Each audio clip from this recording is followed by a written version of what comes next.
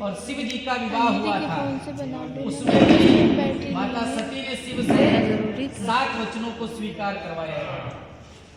अगर इन वचनों को आप स्वीकार कर लेंगे तो ही कन्या आपके वामांग में आएंगी। तो कहते हैं कि ऐसा क्या है? तो कहते हैं कि पहले वचन में कन्यावर महोदय से कहती है तीर्थो उद्यापनवंते यज्ञ कर्मा मया सहयोग प्रियम मया कोर्या वामांग माया तदा तदीयम ब्रवीत कन्या प्रथमम कुमारे।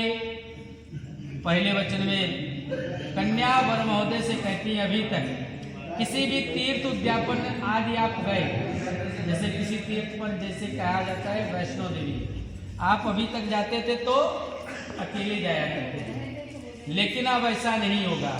आज से हम आपकी धर्म पत्नी कहलाई जाएंगे। तो आपको किसी भी तीर्थ स्थल पर अगर चलना है तो अब 1 टिकट नहीं कटेगा, 2 टिकट लेकर के चलना होगा। कुल मिलाकर के कहने का मतलब है किसी भी धार्मिक कृत्यों में अगर आप जा रहे हैं या कुछ कर रहे हैं तो उसमें आपको मेरी सहभागिता लेनी पड़ेगी। ये पहला वचन स्वीकार है, बोलिए ओम स्वस्ति। दूसरे वचन में कन्यावर महोदय से कहते हैं पूज्यो यथा सुरो पितरो ममामृत देश कर्म कुर्यात् वामांगी माया तदा तुनेयम ब्रवीत कन्यावचनम द्वितीयम। कन्यावर महोदय से दूसरा वचन मांगते हैं कि जिस प्रकार आप अपने माता पिता का सम्मान करते हैं उसी प्रकार मेरे भी माता पिता का सम्मान करें तथा कुटुंब की मर्यादा के अनुसार धर्म अनुष्ठ होकर के ईश्वर भक्त बने रहें तो मैं आपके वामांग में आने को स्वीकार करूंगी। ये वचन स्वीकार है तो बोलिए ओम स्वस्ति। ओम स्वस्ति। तीसरे वचन में कन्यावर महोदय से कहती हैं कि जीवनम अवस्थवत्रे पालनम कुर्यात् वामांगी माया तदा तुदीयम ब्रवीत कन्यावचमम तृतीयम। तीसरे वचन में कन्या कहती हैं कि आप मुझे ये वचन दें कि आप जीवन की तीनों अवस्थाओं में, जैसे युवावस्था, प्रौढ़ावस्था और वृद्धावस्था, ये तीनों अवस्थाएं आपके सम्मुख हैं, तो आप इन तीनों में मेरा सदैव पालन करेंगे। अगर ये वचन स्वीकार होगा तो ही मैं आपके वामांगी में आऊंगी। अगर ये वचन स्वीकार है बोलिए ओम स्वस्ति। ओम स्वस्ति। चौथे वचन में कन्यावर महोदय से कहती है कुटुंबस्य संपाल सर्वकार्य गतो प्रतिज्ञा हितकार्थम कुर्या वामांगी माया तदा तुदीयम ब्रवीत कन्यावचमम चतुर्थकम। चौथे वचन में कन्यावर महोदय से कहती हैं कि अब तक आप घर परिवार की चिंता से पूर्णता विरक्त थे, मतलब घर परिवार की इतनी चिंता नहीं थी, लेकिन अब आज से जब हम आपकी धर्मपत्नी हो जाएंगे तो भाई परिवार बढ़ेगा ही। तो परिवार के आप अभी तक जो आवश्यकताएं थी आपको इससे मतलब नहीं था, लेकिन अब आपके ऊपर एक जिम्मेदारी होने जा रही है, तो आप इस जिम्मेदारी को सदैव निभाएंगे और अपनी आवश्यकताओं की पूर्ति के लिए सदैव अपना दायित्व निभाते हुए अपने कंधे पर ये सारी जिम्मेदारियां लेंगे। ये वचन स्वीकार है बोलिए ओम स्वस्ति। पांचवें वचन में कन्यावर महोदय से कहती हैं स्वद कार्य व्यवहार कर्मणे व्याघ्रे ममापमत्वेथा वामांगी माया तदा तुदीयम ब्रवीत कन्यावचमम पंचमम। इस वचन में कन्यावर महोदय से कहती हैं कि आज के परिप्रेक्ष्य में अत्यंत महत्व रखती है। वो कहती हैं कि आप अपने घर के कार्यों के लेन देन में, जैसे कि कहा जाता है कि अभी तक आपके जितने बैंक बैलेंस हुए, किसमें कितना पैसा है, इन सब का हमको जानकारी मिलनी चाहिए। और उसके जो कहते हैं ना आजकल का बनता है ATM कार्ड, उसके पिन नंबर हमें मिलना चाहिए। ये तो एक खास प्रयास होगा। कहने का तात्पर्य ये होता है कि आपकी जो कहीं भी उधारी हो या किसी चीज को आप लेना चाहते हैं या बेचना चाहते हैं, आप उसमें मेरी सहभागिता लेंगे। अगर ये वचन स्वीकार है तो बोलिए ओम स्वस्ति। छठे वचन में कन्यावर महोदय से कहती है नामेन पानं सुविदे सखिना दूतं नवा दूतवासनं वजस्वेद वामांगी माया तदा तुदीयं ब्रवीत कन्यावचमं च कस्तमम्। कन्या कहती है कि यदि मैं अपनी सखी अथवा स्त्रियों के बीच बैठी हूँ या किसी प्रकार का कोई उत्सव हो रहा हो और उस उत्सव में किसी प्रकार की अगर मुझसे कोई त्रुटि हो जाए, कोई गलती हो जाए, तो आप बीच सभा में मुझे डांटेंगे नहीं। किसी प्रकार की कोई समस्या आपत्ति विपत्ति है तो आप हमको एकांत में ले जा करके जो कुछ भी कहना वहां कहेंगे। ये वचन स्वीकार है। बोलिए ओम स्वस्ति। 7वां वचन और बहुत ही महत्वपूर्ण वचन। इस वचन में कन्यावर महोदय से कहती हैं कि पर स्त्रिय मतसूनाम पक्षमय स्नेह सदा चित्तमय कांत पूर्या वामांगी माया तदा तुदीयम रवीत कन्या पश्चिमम सप्तमम। 7वें वचन में कन्यावर महोदय से मांगती है कि आज से और अब से अब आप किसी पराई स्त्री को देखेंगे नहीं और बड़ी अभी तक जो भी आपकी मित्र रही हो तो आज से उनका यहीं से ब्रेकअप हो जाए। ये तो हास्य प्रयास चल रहा है। कुल मिलाकर के कहने का मतलब है कि आप आज से हम आपकी धर्म पत्नी हो जाएंगे। तो जो धर्म पत्नी का दर्जा है वो अब आज से आपको किसी को नहीं देना। इसमें लेकिन स्त्री जो आप कहती है किसी पराई स्त्री को देखना नहीं, तो उसमें कहा जाता है देखने का भी नजरिया है। कैसा?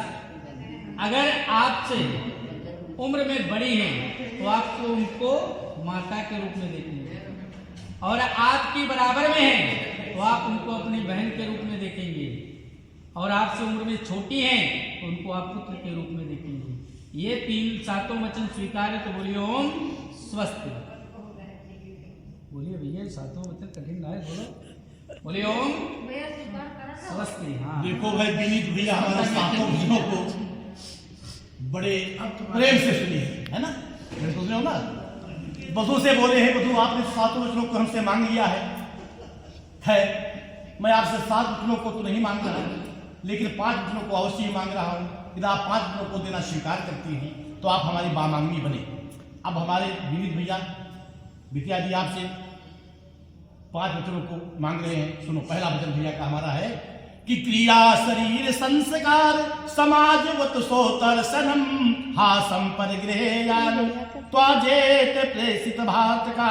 पहले वचन में हमारे भैया जी वधू से क्या मांगते हैं? ठीक है, जब तक मैं घर पर रहूंगा तब तक तुम क्रीड़ा करो, अमोद प्रमोद करो, शरीर में उबटन तेल लगाकर चोटी गूंथो, सामाजिक उत्सवों में जाओ, हंसी मजाक करो, पराए घर जाओ। लेकिन मैं जब घर पर न रहूं, पैसा कमाने के लिए उत्तर प्रदेश में चला जाऊं, अन्य प्रदेश में चला जाऊं या मैं विदेश में चला जाऊं, तो ये जो श्रृंगार की बातें बतलाई गई हैं, भैया जी कह रहे हैं कि श्रृंगार किसके लिए किया जाता है? श्रृंगार पति देवता के लिए किया जाता है। जब पति देवता ही घर पर नहीं है तो आप सूक्ष्म श्रृंगार करके अपने समय व्यतीत करना होगा। पहला मांग भैया का है। स्वीकार है भैया? स्वीकार है। ओम स्वस्ति कह दीजिए। दूसरा वचन सुनिए कि विष्णु वैश्वानरासाक्षी ब्राह्मण जात बांधवा पंचमन ध्रुवोक्तम च सचित्वम ममागतः। दूसरे वचन में भैया जी कहते हैं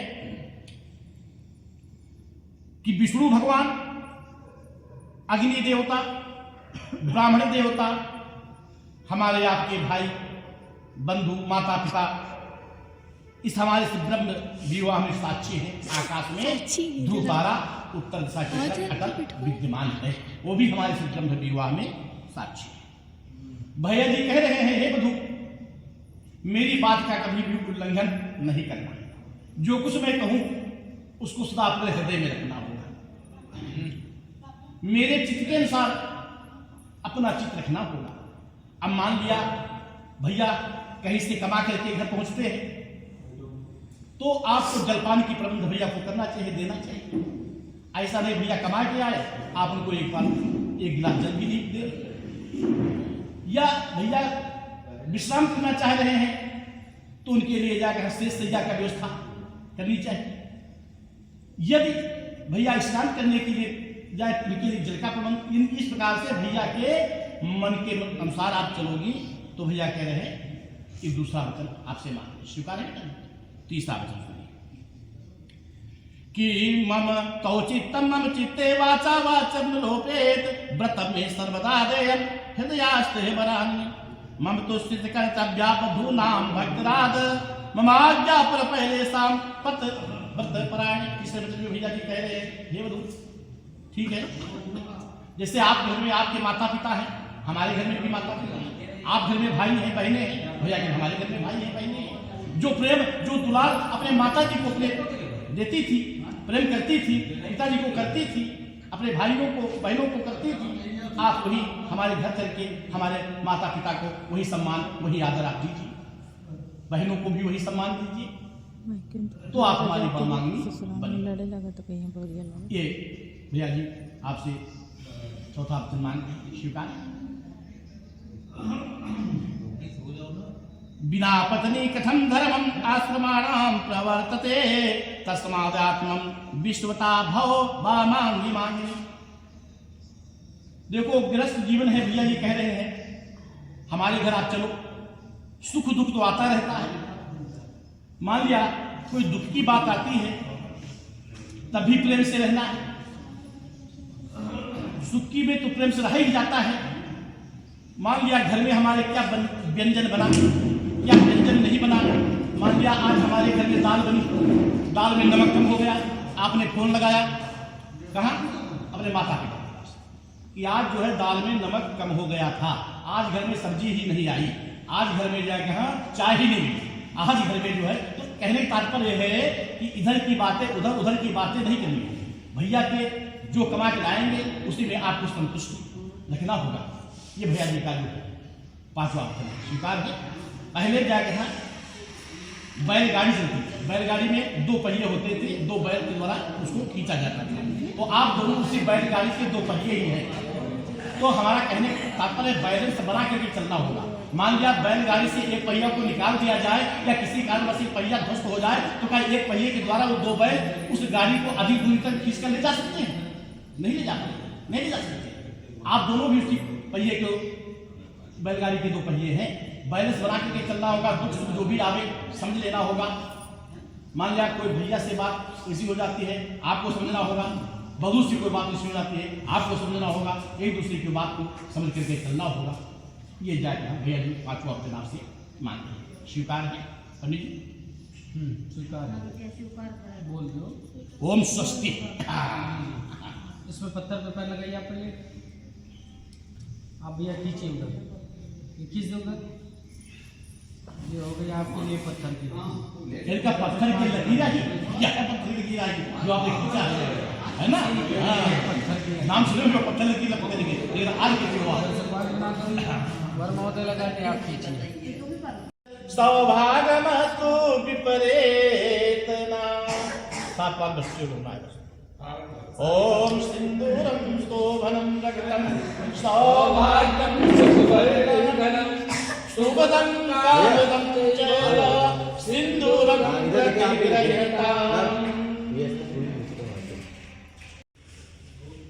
भैया लाकेट पर हाथ लगा सीधा करो, नीचे लाओ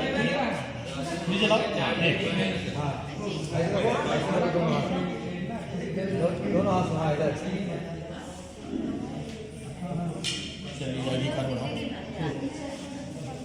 चलिए व्रत की तैयारी करिए। अब यहाँ पर भाभी सुहाग देंगी। जो लड़की की भाभी होती वो सुहाग देती हैं, तो पहले बिछिया पहनाएंगी, तो बिछिया ही पहना रही हैं। बिछिया दबाई जाती हैं, पहले भाभी देती हैं और उसके बाद सिंदूर लगाएंगी, सुहाग दिया जाता है।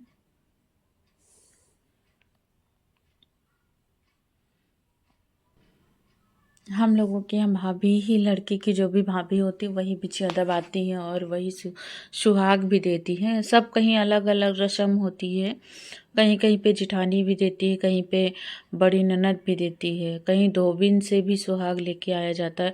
तो हर जगह की रस्म अलग अलग होती है, पर हमारे यहाँ लखनऊ में भाभी ही सुहाग देती हैं।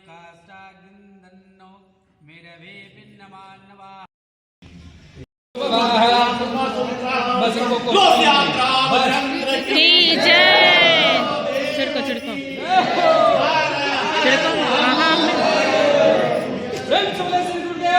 भगवान की जय।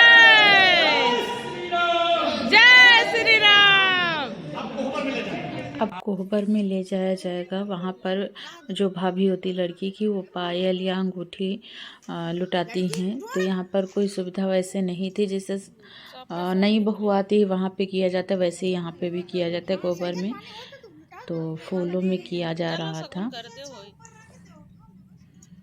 और देर भी हो रही थी, क्योंकि पता है लड़की की आज ही विदाई 5 बजे तक करना है। अंजलि का पेपर है।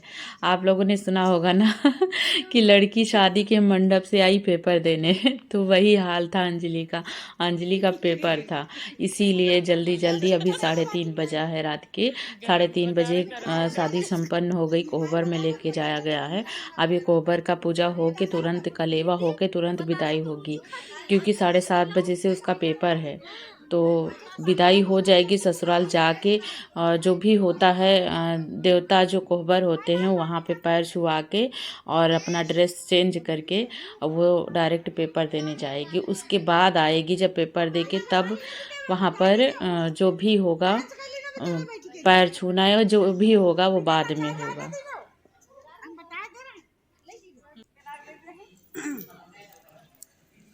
बेटा बेटा मेरा बच्चा बच्चा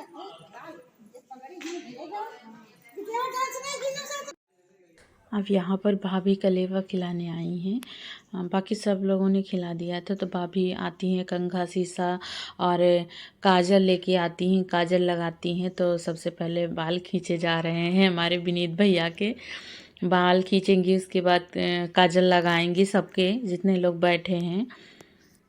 तो अभी बारी बारी से वही कर रही हैं, सबके कंघा कर रही हैं। कहीं कहीं पे तो बहुत ज़्यादा मजाक होता है, जो सरह जाती है ना तो बहुत ही ज़्यादा मजाक होता है। पर हम लोगों का क्या उतना ज़्यादा नहीं होता, हाँ लिमिट में होता है थोड़ा सा। वो खुद ही शर्मा रही थी, सब लोग बड़े लोग खड़े हुए थे। अब जल्दी का टाइम है ना, जल्दी जल्दी हो रहा है। पर जैसे घर पे होता है ना तो बहुत धूम से होता है। गांव यहाँ जैसे पड़ोस के जितने लोग थे वो कोई वहाँ पहुँच ही नहीं पाया था। ये 4 बजे का टाइम है, कलेवा खिलाया जा रहा मॉर्निंग का, क्योंकि किसी भी हालत में 5 बजे विदाई कर ही देना है। उसका पेपर है, इसीलिए जल्दी जल्दी। ना तो डांस हुआ, कपल डांस जो होता है ना वो कुछ भी नहीं हुआ था। जल्दी जल्दी, बस जल्दी जल्दी हुआ, क्योंकि 26 को उसका शादी थी उसकी, अंजलि की, और 27 को पेपर था। पेपर 7:30 बजे उसको वहाँ पहुँच जाना, एंट्री हो जानी है इस कॉलेज में। एमए कर रही है तो एमए का पेपर चल रहा है।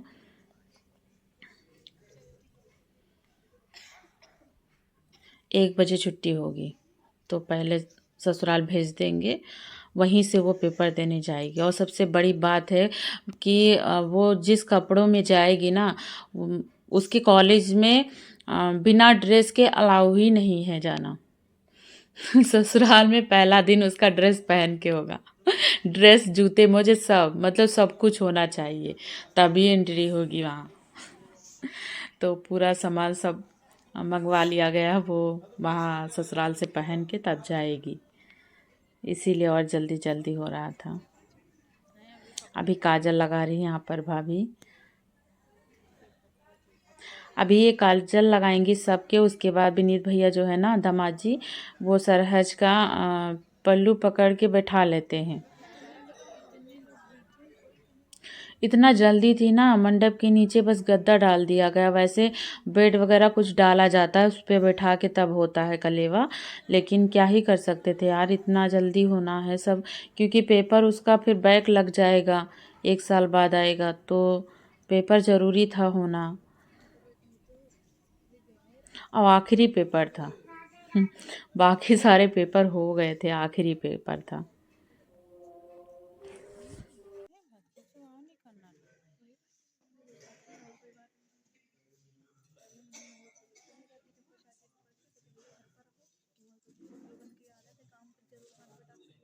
यहाँ पर जूते चोरी हो गए और कोई जान भी नहीं पाया क्योंकि हम खड़े थे। वैसे भी मोटे ताजे हैं, मेरे पीछे से जूते गायब कर दिए गए। यहाँ पे हो गया है जो भी होना था। अब जूता चोर को बुलाया गया है। अब इन लोगों को भी नेक दिया जाता है और काजल लगाने का भी नेक होता है। वो उधर नेक देते हैं, वो पल्लू पकड़ के बैठा लेते हैं, वो भी नेक देते हैं।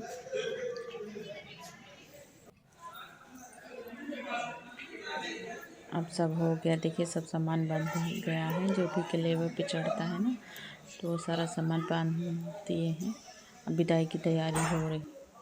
यहाँ पर समधार होता है, मतलब मंडप की गोद समधी खोलता है। तो ये समधी हैं भैया के, तो वही गोद खोल रहे थे। अब इसके बाद विदाई होगी जस्ट। ये पल बहुत इमोशनल होता है, बहुत ही भावुक कर देने वाला होता है। ऐसा पल देख के ना अपनी विदाई याद आ जाती है कि हम भी अपना घर परिवार कैसे छोड़ के आए थे। और मुझे तो मतलब ये चीज़ें सोच के रोना आ रहा है कि अपने बच्चे को पाल पोस के इतना बड़ा करो, फिर किसी और के हवाले कर दिया जाता। पर क्या करें, ये रीत जो रीत बनी है, हम लड़कियों का एक ठिकाना नहीं होता है, तो करना ही पड़ता है, अपना फ़र्ज अदा ही करना। मेरे वीडियो अगर आप लोगों को अच्छे लगते हैं तो मेरे चैनल को लाइक से सब्सक्राइब भी करिएगा, कमेंट करके ज़रूर बताना। राधे राधे सभी को। श्री शिवाय नमस्तु।